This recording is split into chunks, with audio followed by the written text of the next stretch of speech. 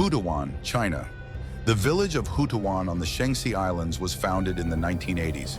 At that time, it was inhabited by about 2,000 people, all of whom were workers in the fishing industry and their families. The location for the village was not chosen by chance. There were a lot of fish in the local waters, which were easy to catch and sell for good money.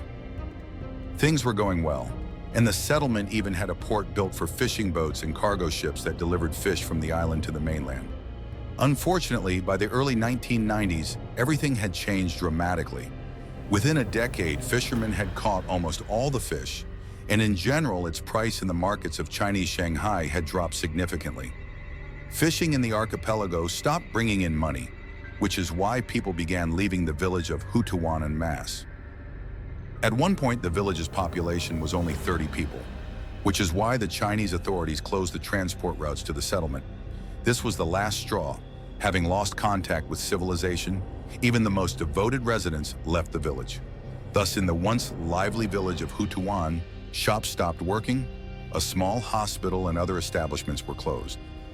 Even the houses were empty. There was nothing valuable left inside. Wild animals like rodents and snakes gradually began to penetrate the village, and birds began to build nests. The walls of almost all the buildings were covered with climbing plants like ivy and grapes. All this worked as an excellent camouflage, and at the moment the village of Hutuwan is very difficult to spot even from a helicopter.